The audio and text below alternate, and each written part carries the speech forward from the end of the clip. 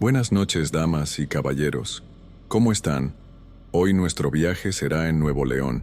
Pónganse sus mejores audífonos y prepárense. Recuerden dejar en los comentarios desde dónde nos están escuchando y la hora. Vamos a empezar. El amanecer en mi rancho siempre tiene el mismo olor a tierra húmeda y pasto recién cortado. Pero aquel día lo sentí distinto, más ligero, como si trajera una expectativa silenciosa. Vivo a unos kilómetros del centro de Allende, Nuevo, en una planicie donde el viento levanta polvo fino y las cercas se pierden en el horizonte. Mi nombre es Erasmo. Aquel día me levanté antes de que clareara, como acostumbro, y tomé el café de olla que mi esposa deja listo sobre la estufa. Mientras me acomodaba el sombrero pensé en la feria. Cada año asisto con la misma disciplina. Reviso ganado, observo sementales y escucho más de lo que hablo. Para mí, los negocios del campo se sostienen en la reputación y en el historial, no en impulsos. La feria agropecuaria es parte del ritmo de este pueblo. Las calles se llenan de camionetas, remolques y familias completas que llegan desde ranchos vecinos. Bajo las carpas se mezclan los vendedores de sombreros, los artesanos de arreos y el olor persistente de la carne asada que sale de los asadores improvisados. La música norteña suena de fondo, acordeones y bajo sexto marcando el paso de la tarde calurosa. Caminar entre los corrales es recorrer un mapa de años de trabajo. Ahí se habla de cruzas, de resistencia, de temperamento, de vacunas al día y de premios ganados en otras plazas. Mi intención no era comprar por impulso. Llevaba tiempo pensando en darle a Mitral un caballo propio, algo más que los animales de trabajo del rancho. Ella estudia agronomía por las noches en un campus de una ciudad cercana y durante el día me ayuda con inventarios y revisión de cultivos. Siempre ha amado los caballos. De niña se aferraba a las crines con una determinación que me sorprendía. Merecía un animal a su altura, uno que pudiera montar al atardecer, cuando el cielo se pone naranja sobre los sembradíos. Fue en el pabellón de los caballos premiados donde lo vi. El ejemplar estaba en un corral limpio, con la placa que indicaba su linaje y los reconocimientos obtenidos en exposiciones regionales. El criador era un hombre conocido en el gremio, de palabra firme y trato directo. Revisé los papeles veterinarios, pregunté por su alimentación, por su carácter con jinetes jóvenes, por antecedentes de lesiones, todo cuadraba. El animal, llamado Centella, permanecía tranquilo aún con el bullicio alrededor, moviendo apenas las orejas, atento pero sereno. Me acerqué lo suficiente para observar detalles físicos, el brillo del pelaje, la musculatura pareja, la firmeza en las patas. En la crin noté un pequeño prendedor delicado, algo que parecía más propio de una muchacha que de un caballo de competencia. Lo tomé como un adorno pasajero, tal vez colocado por alguien de la familia del criador para distinguirlo o darle un toque llamativo durante la exhibición. No le di mayor importancia. En el campo, uno aprende a enfocarse en lo que realmente pesa: salud, genética, comportamiento. La decisión la tomé ese mismo día. Cerramos el trato después de revisar nuevamente los documentos y acordar el traslado al rancho. Mientras veía cómo preparaban el remolque, imaginé a Mitral recorriendo nuestros potreros con ese caballo, erguida y segura, como cuando era niña pero con la madurez que le han dado los estudios. Sentí un orgullo callado, de esos que no se dicen en voz alta, pero que llenan el pecho con una certeza tranquila. Al llegar a casa, la sorpresa fue exactamente como la había imaginado. Mitral rodeó al animal con una mezcla de respeto y emoción contenida. Pasó la mano por el cuello, revisó las patas con ojo técnico y sonrió como si ya conociera cada movimiento de ese cuerpo fuerte. Retiró el pequeño prendedor de la crin con cuidado y dijo que lo guardaría como recuerdo del día. Más tarde la vi colocarlo en su caja de joyas, entre pulseras viejas y recuerdos de la infancia. En ese momento todo parecía normal, incluso prometedor. Nada en ese detalle insignificante me hizo pensar que había traído algo más que un caballo nuevo a mi propiedad. Algo empezó a cambiar en la casa sin que yo pudiera señalar el momento exacto. Una madrugada me levanté para tomar agua y vi luz encendida bajo la puerta del cuarto de Mitral. Pensé que estaría estudiando, aunque el reloj marcaba más de las 3. Al día siguiente la noté con los ojos enrojecidos y una palidez ligera que no era común en ella. Siempre había dormido profundo, de un tirón, incluso en temporadas de exámenes. Su carácter también se volvió más sensible. No era una rebeldía abierta ni discusiones fuertes, sino una irritabilidad contenida, como si cualquier comentario la agotara. Me dijo que estaba teniendo problemas para concentrarse en la universidad, que leía los apuntes varias veces y aún así sentía que las ideas se le desordenaban. Me habló de un trabajo de suelos que había preparado con esmero y que recibió una calificación baja sin explicación clara. La escuché con atención, pero en mi mente, todo encajaba con el ritmo pesado de estudiar por la noche y trabajar durante el día. En la mesa del desayuno comenzó a quedarse callada más tiempo. A veces parecía distraída, como si estuviera escuchando algo que yo no podía oír. Comentó que algunos compañeros evitaban sentarse junto a ella, que notaba miradas raras cuando entraba al salón. Según entendí, nadie le decía nada directo, pero el ambiente se había vuelto incómodo. Mitral siempre fue sociable, de risa fácil, así que esa distancia repentina me inquietó más de lo que quise admitir. El rancho tampoco se sentía igual. Centella, que había demostrado un temperamento equilibrado desde el primer día, empezó a tensarse cuando ella se acercaba. Retrocedía apenas unos pasos, clavaba el casco contra el suelo con una fuerza seca y soltaba un relincho bajo, casi contenido. Observé cómo mantenía el cuello rígido y los ojos más abiertos de lo normal cuando Mitral intentaba acariciarlo. Conmigo permanecía tranquilo. Esa diferencia me pareció extraña, pero preferí pensar que el animal aún se estaba adaptando. Una tarde la vi quedarse de pie frente al corral, sin intentar tocarlo. Me confesó que sentía que el caballo la rechazaba, como si algo en ella lo incomodara. Respondí que los animales perciben tensiones y que tal vez él reaccionaba al cansancio que ella traía encima. En el fondo, me aferraba a explicaciones prácticas. Llevo años resolviendo problemas de riego, plagas y mercados inestables, y me cuesta aceptar lo que no se puede medir. La preocupación tomó otra forma cuando empezó a decir que despertaba sobresaltada en plena madrugada. Aseguraba que tenía la sensación de que alguien la observaba desde la puerta del cuarto. En una ocasión, mencionó haber visto una sombra quieta cerca del marco, una forma oscura que no se movía aunque ella encendiera la luz. Intenté convencerla de que el agotamiento y la falta de sueño pueden jugarle trucos a la mente. Por dentro, sin embargo, algo empezó a incomodarme, una duda pequeña que preferí no alimentar. La tensión empezó a sentirse más densa dentro de la casa, como si el aire pesara distinto al caer la noche. Mitral dejó de apagar la luz para dormir y comenzó a cerrar la puerta con llave, algo que jamás había hecho en esta casa donde siempre nos hemos sentido seguros. Me dijo que no soportaba la oscuridad completa, que tenía la impresión constante de que alguien permanecía de pie observándola.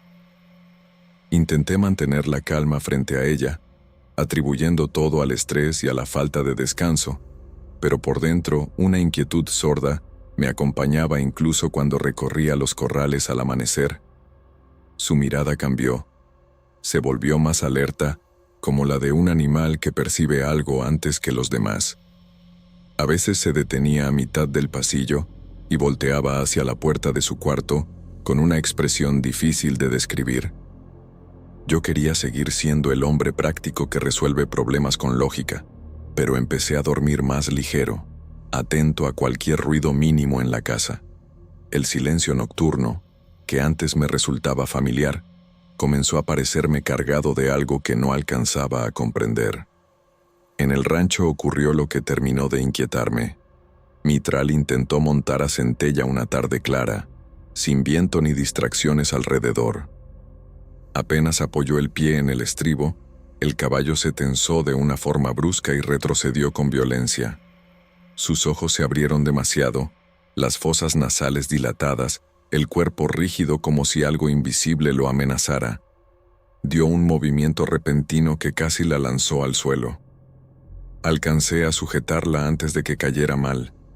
Ese animal había demostrado mansedumbre absoluta desde que llegó. Lo que vi ese día no correspondía a su carácter. Esa noche todo se concentró en un solo instante. Un grito seco me despertó y escuché el golpe abrupto de algo pesado contra el piso. Corrí por el corredor con el corazón golpeándome el pecho y empujé la puerta del cuarto. La luz estaba encendida. Mitral se encontraba sentada en la cama, pálida, respirando con dificultad. El aire parecía más frío de lo normal, aunque la ventana estaba cerrada. Me contó entre lágrimas que despertó de golpe con la certeza de que no estaba sola. Encendió la lámpara y, antes de poder levantarse, sintió una respiración caliente muy cerca del rostro, tan próxima que le erizó la piel. En ese mismo segundo, la caja de joyas que tenía sobre la penteadera salió disparada con fuerza y cayó al suelo, esparciendo pulseras y recuerdos por todo el cuarto. El impacto resonó por el pasillo como un golpe seco que aún puedo escuchar si cierro los ojos. Entre los objetos desordenados, en el centro del piso, estaba el pequeño prendedor que había retirado de la crin de centella. No había forma de que hubiera quedado exactamente ahí por casualidad. Me quedé inmóvil mirándolo, sintiendo cómo algo dentro de mí se quebraba. Por primera vez en mi vida acepté que no tenía una explicación razonable para lo que estaba ocurriendo en mi propia casa. La mañana siguiente amaneció pesada, como si la casa entera hubiera pasado mala noche. Mitral recogía en silencio las cosas que habían quedado esparcidas por el piso. Yo permanecía de pie en la puerta, observándola sin saber qué decir. Cuando tomó el pequeño prendedor entre los dedos, me miró con una seriedad que no le había visto antes, y me preguntó si ese adorno ya estaba en la crin del caballo cuando lo compré. Le respondí que sí, que lo noté en la feria, y no le di importancia. Sostuvo el objeto unos segundos más, pensativa, como si estuviera midiendo algo que no alcanzaba a explicar. No habló de brujería ni de maldiciones. Su decisión no tuvo nada de teatral. Dijo que quería llevárselo esa noche a la universidad. Afirmó que sentía que debía sacarlo de la casa, lejos del rancho. Su tono no era temeroso, sino firme. Esa seguridad me inquietó más que cualquier llanto. La vi salir al atardecer con el prendedor guardado en el bolsillo de la chamarra. El cielo estaba encendido sobre los sembradíos y el polvo del camino se levantaba detrás de su carro. Me quedé mirando hasta que las luces traseras desaparecieron en la carretera. Sentí una angustia difícil de describir, una mezcla de culpa por haber traído aquel caballo y la necesidad de creer que todo tenía una solución simple. Más tarde me contó lo que hizo. Al llegar al campus, estacionó en la calle poco iluminada donde suele dejar el auto para evitar el tráfico del estacionamiento principal. Caminó unos metros y, sin ceremonia alguna, arrojó el prendedor dentro de una lixeira pública. El metal chocó contra algo en el fondo, y el sonido fue breve, casi insignificante. No ocurrió nada espectacular en ese momento. Solo silencio. Esa misma noche durmió sin sobresaltos. Los días posteriores recuperó el apetito, el humor y la concentración. Las calificaciones volvieron a ser las de siempre, y sus compañeros dejaron de mirarla con esa distancia incómoda que tanto la lastimaba.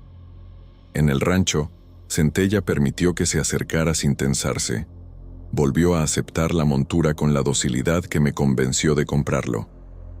El ambiente en la casa se alivió de una manera que se siente más que se explica. Asisto a la feria cada año y continúo revisando linajes, vacunas y antecedentes con el mismo rigor de siempre. Sin embargo, presto atención a detalles que antes me parecían irrelevantes. En el campo, uno aprende a verificar procedencia, salud y carácter, pero entendí que hay cosas que no figuran en ningún historial veterinario. No encontré una explicación clara para lo que vivimos. Lo único cierto es que cuando aquel objeto salió de nuestras vidas, el silencio volvió a instalarse en casa.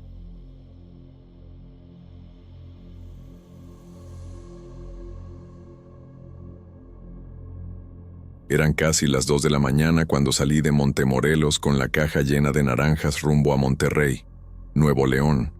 Me llamo Baltasar. Soy camionero desde hace casi 20 años, acostumbrado a la carretera. Pero aquella noche tenía algo especial guardado para mí. La madrugada estaba tranquila, de esas en las que uno siente que la carretera le pertenece. A esa hora casi no circulan carros, y el silencio se vuelve parte del camino. Yo llevaba café cargado en el termo y la mente puesta en entregar a tiempo. La carretera se extendía oscura frente a mí, sin alumbrado público. Apenas las líneas blancas reflejando la luz de los faros. El motor sonaba parejo, estable, como siempre. Sentía el cansancio normal de quien lleva años manejando de noche, nada fuera de lo habitual. Iba atento, con las manos firmes en el volante y la mirada fija en el asfalto. De pronto el camión dio un trancazo seco. No fue como caer en un bache ni como pasar sobre una piedra. Fue diferente. Se sintió blando y pesado al mismo tiempo, como si hubiera pasado por encima de algo grande pero sin la dureza de un animal fuerte. El golpe me sacudió el pecho y me hizo soltar una maldición en voz baja. Frené de inmediato y orillé la unidad en el acotamiento.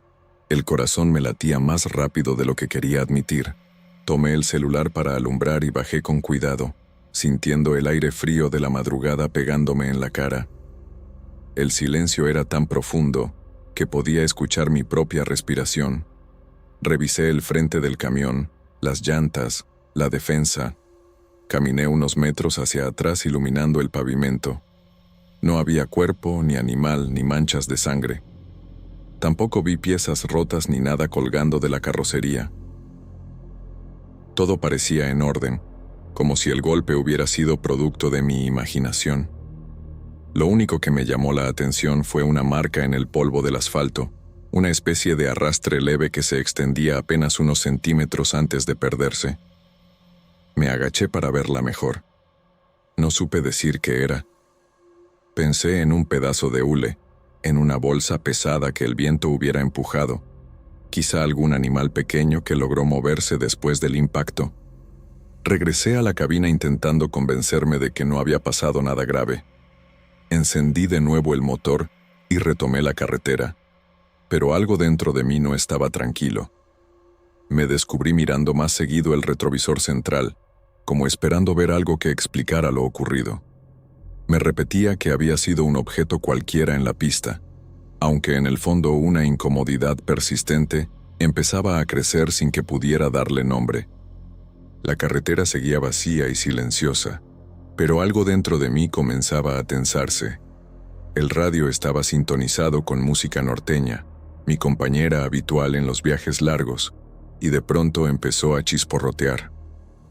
Pensé que era solo la señal fallando, como suele ocurrir en los tramos de sierra de Nuevo León, pero algo en aquel sonido me hizo fruncir el ceño. Entre los estáticos empecé a percibir voces. Al principio dudé, convencido de que mi mente me jugaba una broma por el cansancio. No eran anuncios ni mensajes de radio comunes, sino algo extraño, como si alguien hablara con urgencia y desde muy lejos. Cada palabra sonaba incompleta, atrapada entre el ruido. La sensación me recorrió la espalda de un modo que no podía ignorar. Subí el volumen para escuchar mejor. Entonces, pude distinguir que pedían algo, como si alguien estuviera suplicando por un aventón. Me quedé paralizado por unos segundos, con la mano en la palanca de cambios intentando racionalizar. Cambié de estación varias veces, con la esperanza de que el sonido desapareciera. Cada vez que lo hacía, el mismo murmullo regresaba, mezclado con el chisporroteo, insistente y pegajoso en mis oídos.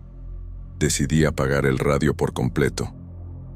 Durante unos instantes, la cabina se llenó solo con el sonido del motor y el viento golpeando contra las ventanillas. Sentí alivio, pero fue breve.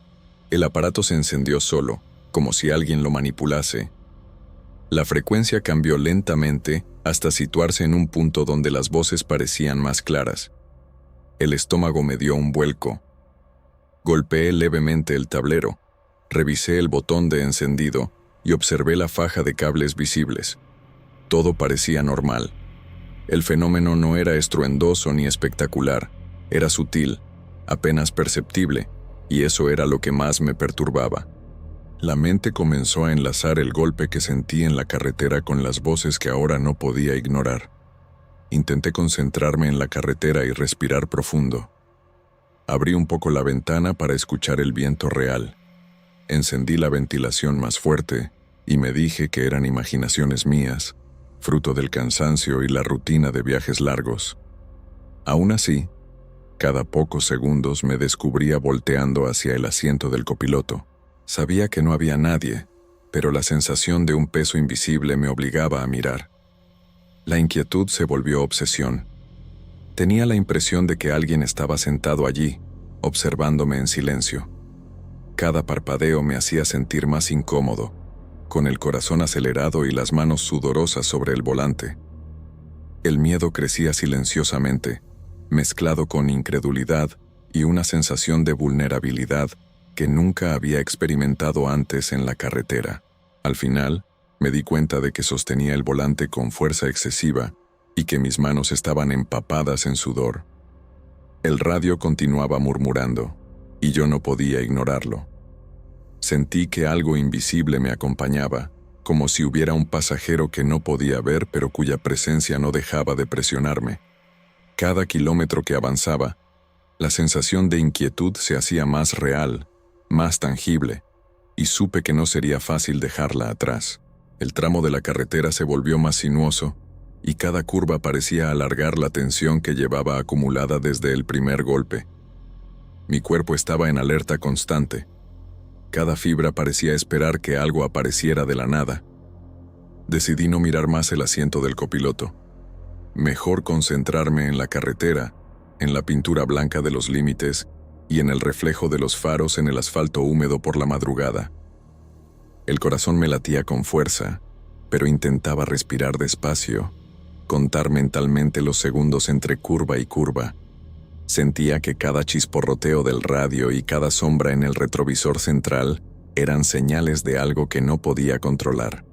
Apretaba los labios y repetía que solo era cansancio, que todo era producto de la imaginación. Fue al ajustar el retrovisor interno cuando lo vi con claridad. Una mujer estaba sentada al borde de la cama de la volea, justo detrás de mí. El golpe fue físico. Sentí un escalofrío que me recorrió la columna, y por un instante mis pies titubearon sobre los pedales. Su presencia era concreta, imposible de ignorar. La mujer estaba ensangrentada. Su cabello oscuro caía sobre parte del rostro, ocultando la mirada, pero aún así podía percibir que me observaba en silencio. Llevaba ropa común, algo que cualquiera podría usar pidiendo aventón, nada que explicara por qué parecía tan fuera de lugar y tan real al mismo tiempo. No hizo gesto alguno, no gritó, no se movió. Solo estaba allí, inmóvil.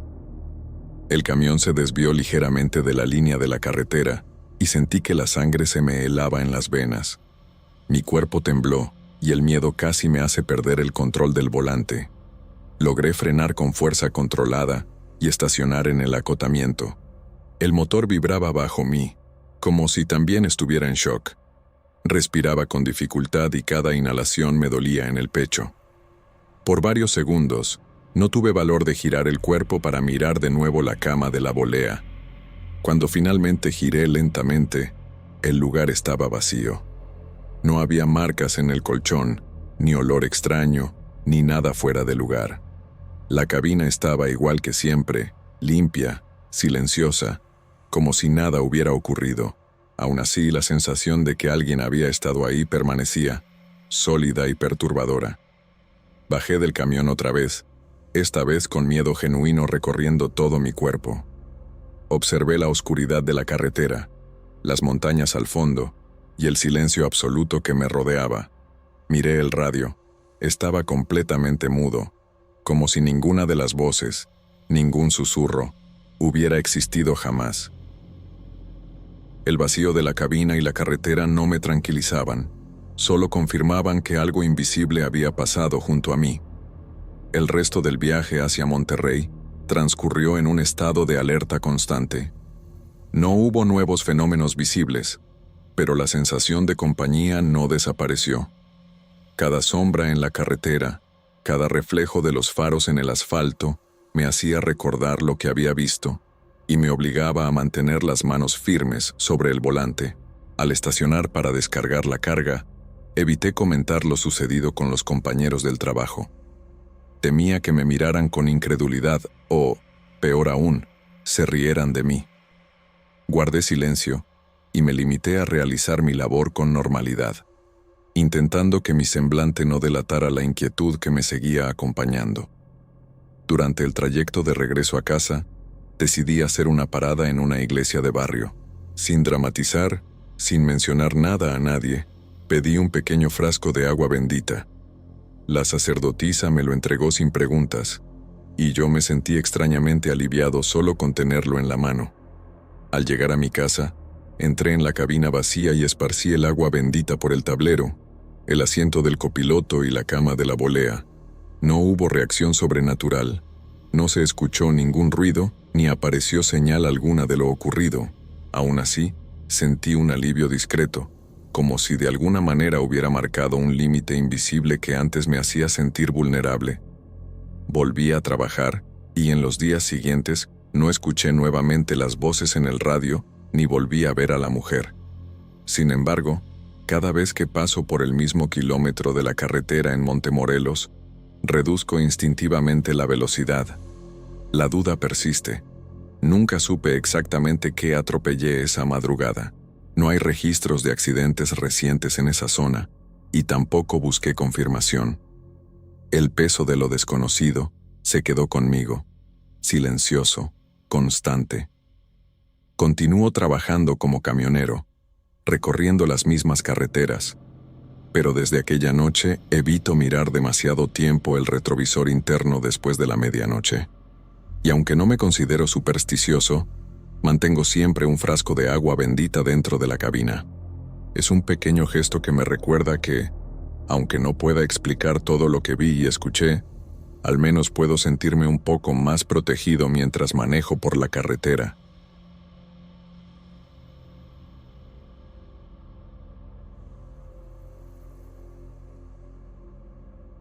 El día en que nos entregaron las llaves del apartamento en Guadalupe, Nuevo León, se sintió como un milagro después de tantos años de esfuerzo. Uxmal, mi esposo, y yo habíamos ahorrado cada centavo, renunciado a cosas pequeñas y soportado trabajos extras, con la ilusión de darle a nuestros hijos, Patricio y a las niñas, Dafne e Citlali, un hogar propio. Me llamo Natividad. Yo sabía que la oportunidad surgió porque la familia anterior no pudo continuar pagando el financiamiento, y el banco retomó la casa. Ese detalle me dejó un nudo en la garganta. Sentí tristeza por quienes habían perdido su hogar, pero también comprendí que la vida a veces es injusta, y que uno debe seguir adelante. Lo que no imaginaba era que el apartamento no estaría completamente vacío. Al llegar, cargamos muebles sencillos que habíamos traído de la casa de mis padres, nuestras viejas ollas y sartenes que habían pasado de generación en generación, ropa, juguetes de las niñas y las cajas con libros y utensilios que marcarían nuestra nueva vida. Subíamos los escalones del edificio con esfuerzo, mientras los vecinos nos miraban curiosos, algunos asintiendo con simpatía, otros simplemente observando el bullicio de nuestra familia, moviéndose de un piso a otro. Patricio se detuvo varias veces para ayudar a las gemelas con las cajas más pequeñas, y yo sentí orgullo de ver cómo él ya asumía responsabilidades de mayor. Recorrimos el apartamento con cuidado, descubriendo cada rincón con emoción y cierta timidez. Uxmal se encargó de montar las repisas y ajustar pequeños detalles, asegurándose de que todo quedara firme y seguro, mientras yo organizaba la cocina, colocando los utensilios en su lugar y dejando los estantes listos para nuestra vida diaria.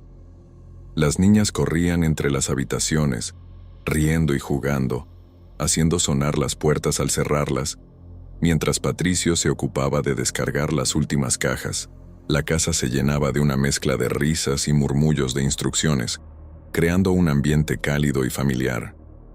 Desde la ventana del comedor, podía escuchar el movimiento de la calle, el carrito del panadero pasando temprano, el ruido de los coches que subían por la avenida principal, y el olor inconfundible de comida mexicana que llegaba de otras casas del condominio. El calor de Nuevo León impregnaba cada habitación, mezclándose con los aromas y los sonidos, haciendo que la experiencia fuera intensa y cotidiana al mismo tiempo. Todo era nuevo, pero ya sentía que era nuestro hogar. Mientras acomodaba los últimos platos, noté detalles que me hacían sonreír. La tela gastada de las cortinas que había heredado de mi madre, la olla de barro que conservaba intacta desde la infancia, y los juguetes de las niñas esparcidos por el suelo, esperando que las risas continuaran mañana. Uxmal se acercaba de vez en cuando, ajustando algo aquí, moviendo algo allá, con esa calma que lo caracteriza, y yo sentí alivio de que nuestra vida juntos finalmente tuviera un lugar propio, aunque modesto. Al caer la noche, nos sentamos a cenar en la mesa pequeña de la sala. Los niños estaban cansados pero felices, hablando de sus planes de jugar al día siguiente y de cómo decorarían su habitación. Uxmal y yo compartimos una mirada cómplice, conscientes del sacrificio detrás de cada detalle, y agradecidos de que la estabilidad que tanto anhelábamos finalmente estaba al alcance de nuestras manos. El apartamento estaba tranquilo, casi silencioso, con el leve eco de nuestras voces y el viento que entraba por la ventana. Era un silencio que prometía paz, aunque no sabía que no duraría mucho. Ya en la madrugada, mientras todo dormía, escuché un golpe leve desde la cocina. Me levanté con el corazón acelerado y revisé todo, pero todo estaba en su lugar. Las ollas y los utensilios reposaban exactamente donde los había dejado. Volví a la cama con una sensación extraña, una mezcla de inquietud y curiosidad. El apartamento parecía más grande y más silencioso de lo esperado, y algo dentro de mí empezó a notar que, aunque la alegría era inmensa, no todo estaba completamente en orden.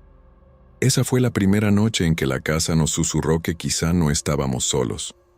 Al despertar una mañana, encontré varias cucharas y utensilios de cocina dentro del congelador. Sentí un escalofrío recorrerme la espalda. Al principio, intenté pensar que las niñas habían metido algo por juego, o que Patricio había querido ayudarme de alguna manera, pero pronto recordé que ninguno de ellos alguna vez se acerca al congelador. Cada vez que abría la puerta para cocinar, todo estaba en su sitio, y aún así esos objetos aparecían dentro sin explicación. La confusión y la frustración se mezclaron con un miedo silencioso que no quería admitir. Citlali, con su voz suave e inocente, comenzó a mencionar a un señor que veía en el corredor. Lo llamaba el abuelito de la casa, y decía que le hablaba mientras jugaba o caminaba de un cuarto a otro. Daphne escuchaba, pero no parecía notar nada, y Patricio simplemente se reía de la imaginación de su hermana. Yo sentí que algo en la forma en que Citlali lo describía, con calma y sin miedo, hacía que el corazón me diera un vuelco. No era un juego, y la tranquilidad de la niña contrastaba con la inquietud que empezaba a crecer dentro de mí. Un día, mientras conversaba con Adriana, la vecina que siempre nos saludaba al subir las escaleras, ella me contó la historia del apartamento. La familia anterior había sido desalojada por la fuerza, incapaz de cubrir los pagos del banco. El padre de la propietaria, un hombre mayor al que todos llamaban abuelito, murió de un ataque cardíaco en medio de la confusión. Al escucharla, una mezcla de tristeza y respeto me invadió. De repente, los extraños sucesos en la casa cobraban sentido, como si alguien no hubiera terminado de despedirse de su hogar. A veces, mientras lavaba los platos, el silencio del corredor me hacía estremecer. Era un silencio tan profundo que podía escuchar el goteo del agua y mis propios pasos resonando en las losas. Pequeñas sombras parecían moverse junto a las paredes, pero al voltear, no había nadie. La mente intenta racionalizarlo, pero no podía evitar que un nudo de ansiedad se instalara en mi pecho. Cada ruido, cada sombra, parecía cargar con la presencia de alguien que todavía estaba allí, observándonos. Las niñas continuaban su rutina, aunque ahora miraban con curiosidad a los rincones vacíos, como esperando ver aparecer al abuelito de la casa. Patricio mantenía su actitud tranquila, ayudando donde podía, pero también empezaba a notar que algo no estaba del todo normal. Uxmal trataba de convencerme de que era solo la imaginación, pero yo sentía que había algo más, algo que escapaba a nuestra comprensión, un pequeño hilo de realidad que se colaba en nuestra vida cotidiana. El día terminaba con la misma sensación inquietante que había empezado con el congelador. Cada objeto fuera de lugar, cada sombra inexplicable, cada palabra de Citlali sobre el señor del corredor me recordaban que la casa guardaba secretos que todavía no entendíamos. La rutina familiar continuaba, con sus comidas, juegos y tareas, pero un velo de tensión comenzaba a instalarse en cada esquina, como si el apartamento nos estuviera avisando que su historia no había terminado. Empecé a notar sombras que se deslizaban por los corredores, sobre todo cerca de la escalera de emergencia. Al principio, pensé que eran juegos de luz o reflejos de los focos del edificio, pero la sensación de que alguien estaba allí permanecía, persistente y silenciosa. Mi corazón se aceleraba cada vez que pasaba por esos rincones, y un escalofrío recorría mi espalda, aunque tratara de convencerse de que no había nada extraño. Un día, después de hacer las compras en el supermercado, subí las escaleras cargando bolsas pesadas, concentrada en no dejar que nada se cayera. Al doblar la esquina, lo vi. Un hombre delgado, calvo, mayor, estaba parado en la escalera de emergencia. Sonreía al mirarme, con una expresión extrañamente tranquila. Sentí que el aire se volvía pesado, como si me atrapara en un instante fuera del tiempo. Mi respiración se aceleró, y un miedo que no sabía nombrar se apoderó de mí. El shock me dejó paralizada unos segundos. Traté de decir algo, pero no salió ninguna palabra. Lo único que hice fue bajar la cabeza para buscar mi celular en la bolsa, pensando en llamar a Uxmal o incluso a la policía. Al levantar de nuevo la mirada, no había nadie. El hombre había desaparecido, y el silencio me envolvió de nuevo, dejándome con la piel erizada y un nudo en la garganta que no podía deshacer. Al regresar a casa, comenté lo sucedido con Uxmal, y aunque él intentó mantener la calma y me consoló, sus palabras sonaban más a esfuerzo por tranquilizarme que a convicción. Las niñas continuaban con sus juegos, corriendo por las habitaciones y los pasillos sin notar nada extraño, mientras Patricio observaba con cierta preocupación, pero sin entender del todo lo que me había pasado. La vida cotidiana continuaba, pero yo ya no podía ignorar lo que veía. Empecé a percibir pequeños movimientos en la periferia de mi vista, figuras que desaparecían al girar la cabeza, sombras que parecían acompañarme cuando bajaba por el pasillo, y el constante murmullo de algo que parecía venir de los rincones. Cada golpe leve de una puerta, cada crujido del piso o del marco de las ventanas me hacía saltar, y la tensión se mezclaba con los sonidos comunes del edificio, los pasos de los vecinos, el motor de los autos afuera, incluso los ladridos de los perros en el patio. Durante la tarde, mientras preparaba la comida, sentí nuevamente esa sensación de ser observada. Los utensilios estaban donde los dejé, pero mi mente recordaba las veces anteriores cuando aparecían en el congelador. La ansiedad se mezclaba con la rutina diaria. Cocinaba, limpiaba, acomodaba las cosas, pero cada movimiento era acompañado por la inquietud de que algo invisible podía estar observando o jugando a su manera con nuestro espacio. Uxmal y yo discutimos qué hacer, intentando racionalizar cada fenómeno.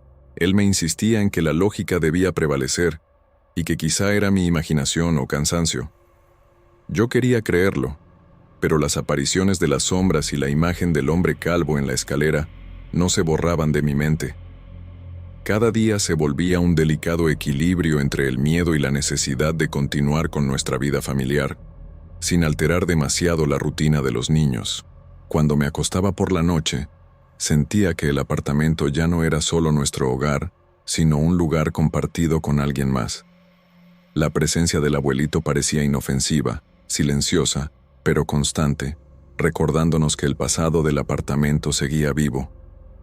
Sabía que pronto tendríamos que decidir cómo convivir con esa presencia, si permanecer en la casa o buscar otro lugar, y esa incertidumbre mantenía mi corazón en alerta, mientras la vida cotidiana y los pequeños ruidos del edificio seguían su curso implacable. Perfecto.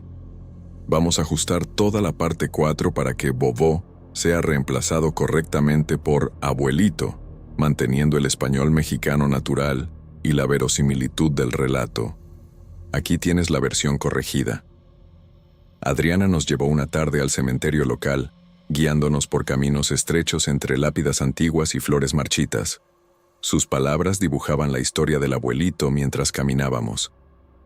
Cómo había vivido en el apartamento, cómo había muerto en medio del desalojo y cómo, según ella, su espíritu todavía rondaba la casa. Al llegar a la tumba, la emoción me invadió. La piedra estaba gastada por los años, pero la inscripción aún mostraba su nombre. Sentí una mezcla de respeto, tristeza y alivio al saber que finalmente podríamos ofrecerle un cierre simbólico. Colocamos flores simples sobre la lápida, margaritas y algunas rosas que habíamos comprado antes de salir de casa. Cerré los ojos por un momento y recé en silencio, recordando los rituales que mi abuela nos enseñó, pequeños gestos de devoción que acompañaban las ofrendas. Uxmal permaneció a mi lado, colocando sus manos sobre las flores y murmurando palabras que no alcanzaba a escuchar completamente. Las niñas observaron con atención, intentando imitar el gesto, y Patricio sostuvo mi mano, como asegurándose de que todo estuviera bien. Al regresar al apartamento, noté un cambio inmediato en el ambiente. Los utensilios volvieron a su lugar y ya no aparecían dentro del freezer. Las sombras en los corredores parecían menos intensas, como si su presencia se hubiera suavizado. La tensión que me había acompañado durante semanas comenzó a ceder lentamente, dejando espacio para la calma y la tranquilidad que tanto había anhelado. Cada rincón del apartamento parecía respirar de manera más relajada, sin la ansiedad invisible que antes lo llenaba. Sentí una paz que no había experimentado desde que nos mudamos. Era como si el abuelito hubiera aceptado nuestro respeto y nuestra atención, y ahora se hubiera retirado a un lugar más tranquilo. Las niñas volvieron a jugar por los pasillos, sus risas resonando sin interrupciones extrañas, y Patricio retomó su rutina de ayuda con las cajas y los muebles sin ninguna preocupación visible. Uxmal y yo nos miramos, conscientes de que algo invisible seguía presente, pero ya no nos perturbaba. Cada día la vida retomaba su ritmo habitual: preparar la comida, lavar los platos, organizar las habitaciones, ayudar a las niñas con sus tareas. La rutina familiar nos envolvía, pero ahora lo hacía con un matiz diferente, acompañado de una sensación de respeto compartido por el espíritu del lugar. Aprendimos a aceptar que no todo podía explicarse y que algunas presencias, aunque invisibles, podían coexistir pacíficamente con nosotros. Las noches volvieron a ser silenciosas, pero esta vez no había miedo, solo una calma expectante. Cada vez que abría la puerta del congelador o caminaba por el pasillo, recordaba las primeras semanas de inquietud, y un pequeño escalofrío me recordaba que la historia del abuelito aún formaba parte de nuestra vida, aunque en un tono mucho más sereno.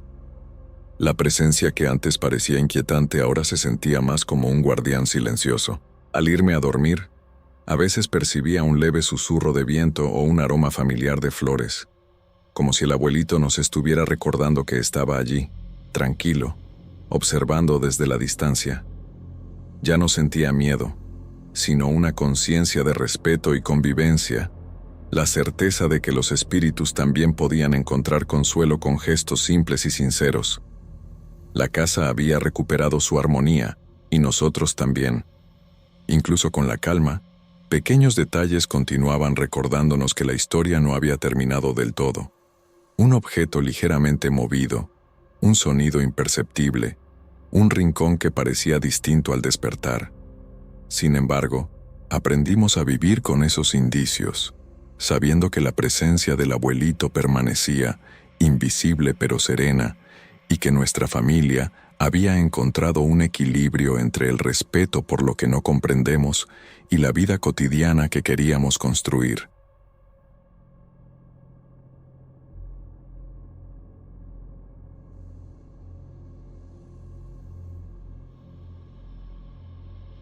Todavía no sé qué me hizo decir aquello aquel día, frente al cliente. Fue como si algo más grande hubiera decidido por mí, como si no fuera solo mi voz la que hablaba. Para que todo tenga sentido, debo comenzar desde el principio. Me llamo Denilson. Tengo 29 años y trabajo como técnico de informática. Vivo solo en un apartamento modesto en San Jerónimo, Monterrey, y mi taller improvisado es donde paso la mayor parte de mis días. Las paredes están llenas de estantes con cables, piezas, manuales polvorientos y discos duros que parecen esperar una segunda oportunidad. El ventilador de pedestal oscila lentamente, tratando de calmar el calor que la ciudad impone, y su zumbido constante me acompaña mientras trabajo. Ese día, un cliente llegó con un computador antiguo bajo el brazo. Era un equipo pesado, de carcasa metálica y pantalla de tubo, pero funcionaba al encenderlo.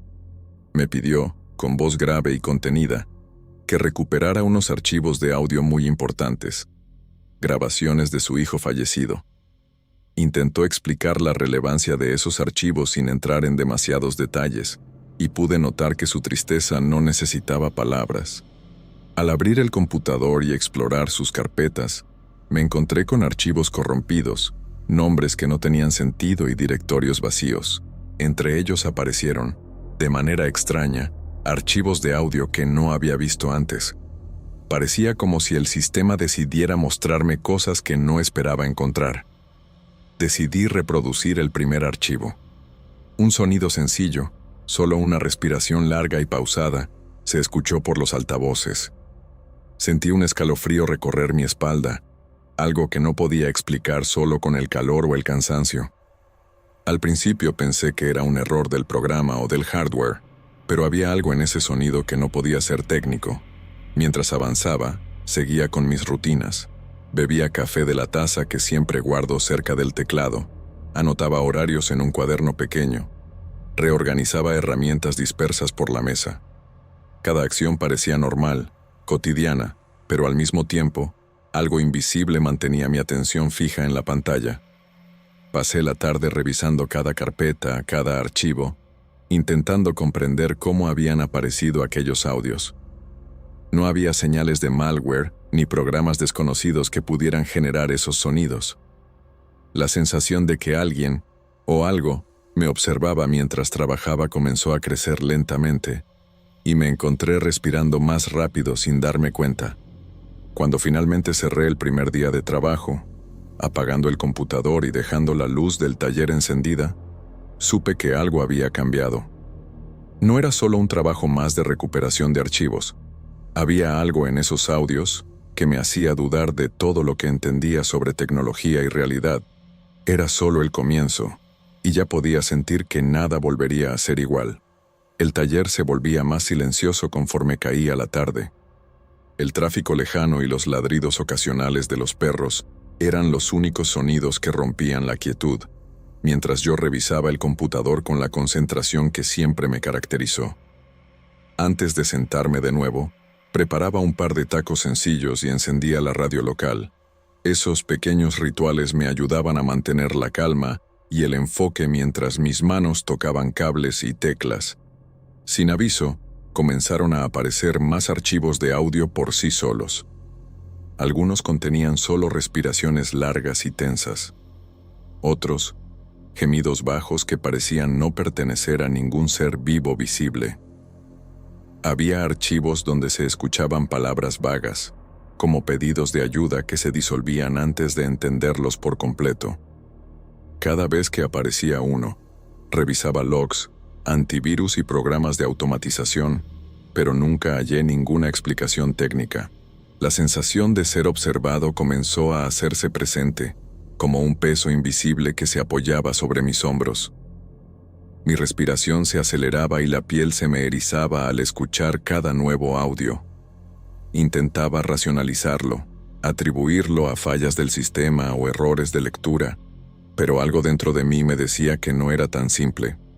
Mientras trabajaba, mantenía mi rutina diaria, ajustaba la silla, me estiraba para aliviar la tensión en la espalda y los hombros, y hacía girar el ventilador más rápido para contrarrestar el calor. Cada pequeño gesto parecía un intento de retener la normalidad frente a lo que lentamente se volvía inexplicable. El trabajo, que antes era puramente técnico, adquirió un peso emocional inesperado. Cada sonido me recordaba la historia del cliente, el luto por su hijo y la vulnerabilidad de un niño que ya no estaba. Me encontraba escuchando con atención cada respiración, buscando un patrón, un mensaje oculto, aunque sabía que probablemente no lo había. Sentía cómo la ansiedad se mezclaba con la tristeza. Cada nuevo archivo me acercaba más al misterio y, al mismo tiempo, me recordaba que no podía ignorar lo que estaba ocurriendo. Mis manos temblaban ligeramente al mover el mouse, y un sudor frío recorría mi frente cada vez que el silencio volvía entre reproducción y reproducción. La oficina, con sus estantes repletos de piezas y manuales, parecía más claustrofóbica que de costumbre. Me sorprendía hablando solo, comentando lo que escuchaba, como buscando confirmar que no estaba imaginando todo. El ventilador giraba incansable, acompañando mis pensamientos y el zumbido constante de la ciudad que apenas llegaba a mis oídos. Al apagar las luces al final de cada jornada, sentía que algo quedaba atrapado dentro de ese computador, algo que no podía medir ni controlar. No era miedo puro, sino una mezcla de tristeza, inquietud y responsabilidad, como si los sonidos me recordaran que, de alguna manera, estaba conectado con aquel niño perdido. Sabía que esto no había terminado y que el misterio apenas comenzaba a desplegarse. Decidí llevar el computador a mi apartamento. El cuarto era pequeño, con la mesa de trabajo colocada junto a la ventana que daba a la calle siempre ruidosa de Monterrey. Las cortinas estaban medio corridas, dejando pasar luces intermitentes de los autos, y el ventilador giraba lentamente, intentando disipar el calor que la ciudad guardaba incluso por la noche.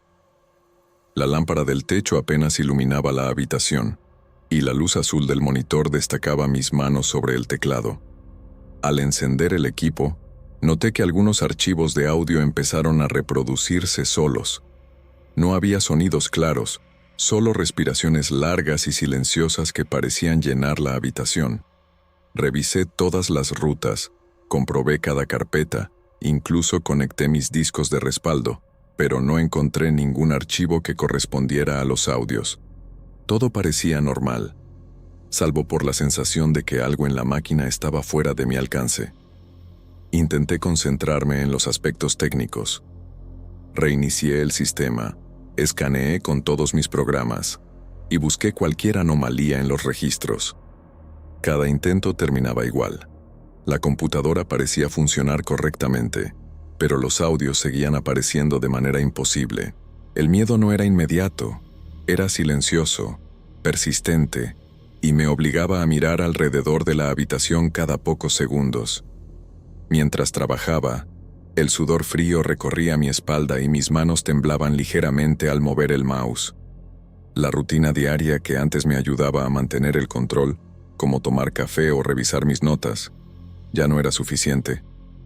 Cada respiración reproducida en el computador me recordaba que algo me estaba observando, algo que no entendía y no podía controlar. El domingo por la noche, mientras repasaba los archivos antiguos, apareció un video nuevo. Mi corazón se detuvo al reconocer mi propio rostro. Estaba trabajando en la mesa el día anterior, exactamente como ahora, pero no había cámaras en ninguna parte de mi apartamento. Revisé cada rincón, cada pared, cada dispositivo que pudiera haber grabado algo, y no encontré nada. La sensación de incredulidad se mezcló con un terror que no podía explicar. Intenté apagar la computadora, reiniciarla, incluso desconectarla de la corriente y de la red, pero el video persistía. Cada intento solo aumentaba mi desesperación.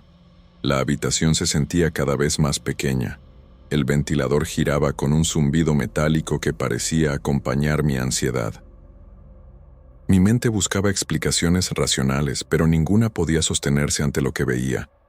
Entonces escuché la voz, clara, calmada, imposible de ignorar. Diga a mi padre que yo intenté. No era un susurro ni un eco. Era directa, como si alguien estuviera a mi lado. El aire en la habitación se volvió denso, y sentí que todo el peso de la experiencia se concentraba en esa frase. Mi cuerpo quedó paralizado por un instante, incapaz de reaccionar. En ese mismo instante, la computadora se apagó sola y no volvió a encender. Todo terminó de manera abrupta. La luz azul desapareció, el zumbido del ventilador se volvió casi reconfortante en contraste con el silencio que quedó. Sabía que lo que había presenciado no podía explicarse con lógica o tecnología. Algo había atravesado las fronteras de lo posible y se había ido, dejándome con la memoria intacta y un miedo que no desaparecería. El calor de la tarde golpeaba mientras me acercaba a la casa del cliente en Monterrey. Las calles del barrio eran tranquilas, con casas de portones de hierro y el aroma de comida casera que se escapaba por las ventanas abiertas. Cada paso hacia la puerta me recordaba la extrañeza de lo ocurrido durante el fin de semana, y un peso silencioso se acomodaba en mi pecho. Al entregar el computador, expliqué con voz firme pero contenida que había dejado de funcionar y que, a pesar de todos mis esfuerzos, no había podido recuperar los archivos. Intenté que mi tono sonara profesional, aunque por dentro sentía un remolino de confusión y alivio mezclados con miedo. El hombre me miró durante unos segundos, con los ojos cargados de una tristeza que parecía no tener fin. Sin preguntar por detalles técnicos, formuló la única pregunta que me inquietaba, si su hijo había dicho algo. El sonido de su voz, tan calmada y solemne, me heló la sangre un instante. Sin pensarlo, repetí lo que había escuchado en la voz del video. Él dijo que intentó. Las palabras escaparon antes de que pudiera medir su peso, y un silencio profundo llenó la pequeña entrada de la casa. Podía sentir el aire cargado de emociones no dichas, como si todo el dolor y la esperanza de ese padre estuvieran concentrados en esa frase. El cliente asintió lentamente, sin pronunciar palabra, y se retiró. No hubo reclamos sobre el computador, ni dudas sobre mi trabajo. Solo un gesto breve y una expresión que guardaba una mezcla de aceptación y alivio. Mientras lo veía alejarse, me di cuenta de que algo había cambiado entre nosotros, un entendimiento tácito que no necesitaba explicaciones. Caminar de regreso a mi moto me hizo sentir extraño. La ciudad seguía su rutina. Los niños jugaban en la calle. Los vendedores ofrecían sus productos y, sin embargo, todo parecía distante. El peso del secreto me acompañaba, firme y silencioso, recordándome que lo que había presenciado no podía compartirse ni racionalizarse por completo. Al llegar a mi apartamento, me senté frente a la pared vacía donde antes estaba el computador. Cada detalle del fin de semana regresaba con claridad. Los audios, el video, la voz que no podía olvidar. La experiencia permanecía intacta en mi memoria, como una marca invisible que no se borraría con el tiempo, recordándome que algunas realidades trascienden la comprensión humana. Desde ese momento, nunca volví a tener noticias del cliente. Su vida continuó como la mía, pero algo en mí quedó suspendido en ese silencio. Un recuerdo que mezclaba miedo y respeto. Un misterio que no necesitaba explicación para existir. Cada vez que cierro los ojos, puedo sentir la respiración que escuché y la frase final que quedó resonando. Él dijo que intentó.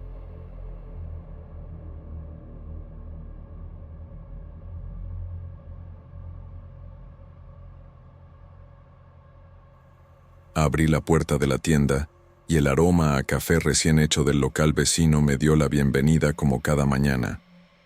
Siempre había pensado que tener un negocio propio sería la mejor manera de sobrevivir después del divorcio. Mi nombre es Noemí, soy de San Nicolás, Nuevo León. Ser dueña de casa me había enseñado a cuidar de todo. y administrar una tienda de empeños me parecía menos complicada que otros comercios. El brillo de los relojes y las cadenas sobre el terciopelo me tranquilizaba. Había algo en ordenar cada pieza que me daba sensación de control. Vendí el carro que había quedado a mi nombre tras el divorcio para juntar el capital inicial. Simón, mi hijo, se convirtió en mi aliado indispensable. Él se encargó de los trámites y me explicó las reglas básicas del negocio. Al principio fue difícil, con clientes desconfiados y días en los que parecía que nadie entraba a la tienda, pero poco a poco empezamos a prosperar. Cada logro, por pequeño que fuera, me recordaba que podía reconstruir mi vida sin depender de nadie. El primer día que conocí a Sol no imaginé que algo cambiaría de manera tan extraña en mi rutina. Entró con pasos apresurados, la mirada baja, y un aire de urgencia que casi me hizo retroceder. Me contó que su marido estaba enfermo de cáncer y que los gastos del tratamiento habían agotado sus recursos. La tristeza y la desesperación eran tan visibles que no pregunté mucho más. Simplemente revisé los documentos que comprobaban que las joyas le pertenecían y decidí comprarlas. Una punzada de empatía se mezcló con una sensación incómoda que no supe identificar en ese momento. Sol me entregó un lote de piezas antiguas. Collares de oro con eslabones gastados, aretes con piedras opacas y un anillo que me llamó la atención por su diseño llamativo, delicado y antiguo. Lo coloqué cuidadosamente en la vitrina central, sobre el terciopelo azul que simulaba resaltar su brillo. A pesar de su belleza, algo en el anillo parecía fuera de lugar, pero lo atribuí a la emoción de recibir piezas con historia familiar. Durante los primeros días, todo parecía normal. Los clientes examinaban las joyas y algunas piezas se vendieron sin problemas. Sin embargo, comencé a notar detalles que no encajaban. El anillo brillaba de manera diferente bajo la luz de la mañana y en los reflejos de la vitrina. A veces, mi rostro se veía deformado o más serio de lo habitual. Pensé que era solo cansancio, demasiadas horas de trabajo, y no le di mayor importancia. Mi intuición se volvió más alerta cuando algunos clientes que tocaron el anillo reportaron malestar, mareos repentinos, dolor de cabeza o una sensación de peso en el pecho. Mis empleados también comentaron lo mismo. Intenté racionalizarlo, buscándole causas lógicas: calor, estrés, quizá coincidencias. Aún así, no podía sacudirme la sensación de que había algo extraño con esa pieza en particular. A medida que los días pasaban, el aire de la tienda parecía más denso alrededor del anillo. Cada vez que alguien lo examinaba, una ligera tensión flotaba en el ambiente, como un susurro que no se podía escuchar, pero que se sentía. Me encontré revisando la vitrina más de lo habitual, tratando de convencerme de que eran solo imaginaciones mías. Sin embargo, la inquietud no desaparecía. Algo me decía que la historia detrás de esa joya no terminaría con una simple venta. El primer indicio de que algo más profundo estaba ocurriendo surgió cuando una clienta devolvió el anillo apenas horas después de comprarlo. Se veía pálida, con las manos temblorosas, y apenas articuló palabras sobre mareos y malestar. Sentí un escalofrío que recorría mi espalda. No podía explicar lo que estaba pasando, pero su reacción confirmó que no se trataba de superstición ni coincidencia. Ese objeto, pensé, escondía algo que estaba por revelarse, y yo, sin saberlo, había abierto la puerta a algo mucho más oscuro de lo que imaginaba. La luz de la tarde caía oblicua sobre la vitrina, y por un instante, el reflejo del anillo parecía moverse con vida propia. Comencé a notar que, en esos momentos, algo más se reflejaba junto a mí. Una figura femenina, vestida con ropa antigua, austera, el cabello recogido en un moño apretado, y un semblante severo que me atravesaba con la mirada.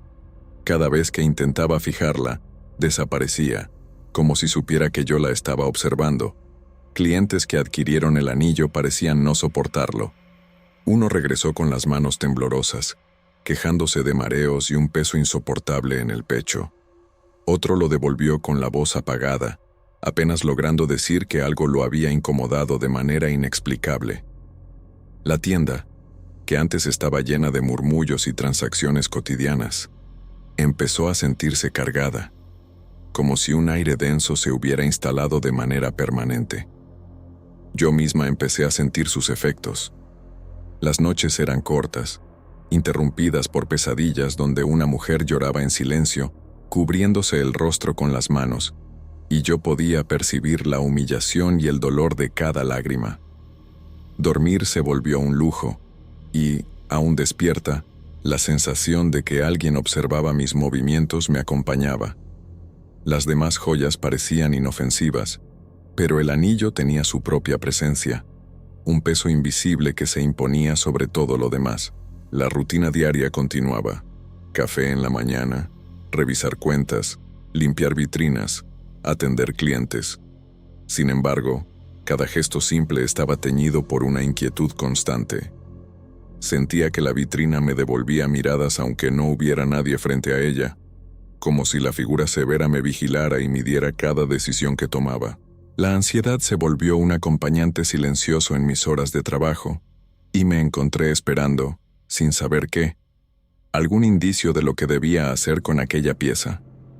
Intenté racionalizar, convencida de que todo podía explicarse: estrés, exceso de trabajo, sugestión. Pero cada vez que alguien devolvía el anillo, o incluso cuando lo observaba sola en la vitrina, la sensación de presión y juicio era innegable. Me obligaba a mirar con más cuidado, a sostener la pieza y percibir un frío que atravesaba la piel, un escalofrío que no podía ignorar. La historia del objeto parecía tener vida propia, y yo estaba atrapada en sus efectos sin saber cómo detenerlos. Comencé a sentir que debía entender su origen. Las piezas antiguas tenían historias que superaban el valor material, y este anillo, más que un simple adorno, cargaba con un pasado que se imponía sobre el presente. La curiosidad se mezclaba con el miedo. Necesitaba conocer la historia detrás de aquella mujer severa que aparecía en los reflejos, la razón por la que el anillo parecía atraer sufrimiento. Esa inquietud me llevó a pensar en investigar la familia de Sol y los secretos que podrían haber quedado enterrados junto con la pieza. La curiosidad me llevó a recorrer calles que conocía de toda la vida, buscando indicios de historias que habían quedado en el aire de San Nicolás. Conversé con vecinos, clientes habituales y personas que recordaban familias de posición en la ciudad. Poco a poco, las piezas empezaron a encajar. Cada relato indirecto sumaba detalles que parecían conectarse con el anillo y la figura que se reflejaba en la vitrina. Supe finalmente que la joya pertenecía a Agustina, tía de Sol. Era una mujer de gran riqueza, dueña de varias haciendas en el estado, respetada por su porte y educación. Las historias que me contaban hablaban de su orgullo y severidad, de su manera de moverse por la sociedad con la cabeza erguida, y de cómo su mundo se derrumbó cuando descubrió la traición de su marido con una mujer mucho más joven. El escándalo había sido monumental para la época. La humillación pública de Agustina la llevó a un extremo que nadie pudo evitar. Se quitó la vida. La sociedad comentaba sus últimos días, los rumores sobre los herederos, las peleas por las propiedades y cómo, tras la muerte de la pareja y sus hijas, las haciendas y las joyas fueron pasando de mano en mano. Cada historia que escuchaba añadía un peso creciente a mi comprensión de lo que sostenía en la vitrina. Descubrí que el anillo que me había causado tanto desconcierto era el mismo que Agustina había usado durante toda su vida como anillo de compromiso. La pieza, según se decía, había sido maldecida por ella en el momento en que comprendió la traición, cargando consigo su dolor, su humillación y su furia. La idea de que un objeto pudiera arrastrar tanta historia y sufrimiento me estremeció, pero también me dio una claridad inesperada. Aquello que veía reflejado en la vitrina era, en realidad, Agustina. Cada vez que pensaba en la figura austera y severa que aparecía junto al anillo, podía sentir el peso de sus emociones. No era una presencia imaginaria. Era la tristeza y la ira de una vida que había terminado de manera trágica, atrapadas en un objeto que ahora estaba frente a mí. Mi miedo se mezclaba con una extraña sensación de alivio, al comprender que la causa de mi malestar y el de mis clientes tenía una explicación concreta, humana, aunque dolorosa y sobrenatural al mismo tiempo. Empecé a recordar los momentos en que el anillo había hecho que mis empleados se quejaran de malestar o que los compradores lo devolvieran abruptamente. Todo tenía sentido. La maldición no era caprichosa. Estaba ligada al objeto y a la historia de Agustina. Saber esto no eliminaba el temor, pero transformaba la confusión en algo que podía enfrentar, que podía analizar y quizá controlar. Mi vida en la tienda se volvió una mezcla de rutina y precaución. El simple acto de abrir la vitrina para limpiar las joyas me hacía contener la respiración, observando cada reflejo con cuidado. Entender la historia detrás del anillo me dio herramientas para enfrentar la situación, pero también me recordó que el pasado no siempre permanece enterrado y que los objetos pueden cargar con memorias que escapan a nuestro entendimiento. Con la verdad sobre Agustina frente a mí, comprendí que debía actuar para proteger mi negocio y a quienes entraban en él. El anillo no podía seguir expuesto. No podía permitir que alguien más sufriera sin razón. La decisión de aislarlo me llenó de tensión. Tenía que mantener la tienda funcional, pero al mismo tiempo, tomar medidas para neutralizar la pieza que traía consigo siglos de dolor, humillación y venganza contenida. Sentí un nudo en el pecho al tomar el anillo de la vitrina. Su peso era más que físico. Parecía cargar con siglos de dolor acumulado. Caminé hacia el escritorio y lo coloqué cuidadosamente en el cofre personal, escuchando el clic de la cerradura como si sellara algo más que un simple objeto. Una sensación de alivio se mezcló con miedo. La presencia que había sentido se diluyó de inmediato, pero la tensión permaneció, como un susurro apenas perceptible en el aire de la tienda. La vitrina volvió a verse vacía, y las demás joyas permanecieron intactas, pero los clientes dejaron de acercarse. La rutina de la tienda continuaba con normalidad aparente, aunque el silencio se había vuelto pesado. Cada persona que entraba parecía sentir la atmósfera sutilmente alterada, y yo acepté que algo invisible ahora regía el espacio sin que nadie pudiera nombrarlo. Pensé en Sol y en la desesperación que la había llevado a vender las joyas. Mi propia empatía, que había dictado mi decisión, me llenó de una mezcla de orgullo y arrepentimiento. Comprendí que las buenas intenciones pueden traer consecuencias inesperadas y que no todo acto de ayuda termina siendo benigno. La experiencia me dejó más fuerte, aunque marcada por la sensación de lo que habita más allá de nuestra comprensión. Mis días retomaron un ritmo similar al anterior: café en la mañana, revisar cuentas, limpiar vitrinas, atender a quienes entraban con precaución. Cada gesto cotidiano estaba teñido de una ligera cautela. Miraba los reflejos en las vitrinas y en ocasiones creía percibir presencias fugaces, pero ninguna volvía a asociarse con el anillo. La maldición parecía haber quedado confinada a esa pieza, como si su historia se hubiera cerrado tras ser retirada del alcance de todos. La sensación de vigilancia desapareció gradualmente, aunque mis recuerdos de aquella mujer severa no me abandonaban. La experiencia me enseñó que los objetos pueden ser portadores de memoria y emoción, y que lo que parece inanimado puede arrastrar consigo el peso de vidas pasadas. Cada joya en la tienda parecía ahora inofensiva, pero cargada con historias que yo respetaba sin comprender del todo. La tienda permaneció abierta, y aunque la clientela no regresó en los números de antes, la paz relativa permitió que la rutina continuara. Mis días se llenaban de conversaciones con vecinos, cuidados de la vitrina y revisiones de inventario, actividades que me recordaban que la vida sigue incluso después de haber enfrentado algo inexplicable. La presencia del anillo en el cofre me otorgaba una certeza incómoda. Lo había aislado, pero el pasado de Agustina seguía allí, latente y respetuoso. La luz del sol se colaba en la vitrina y, al mirar mi reflejo, sentí por un instante que Agustina podía estar en algún rincón, observando con atención silenciosa.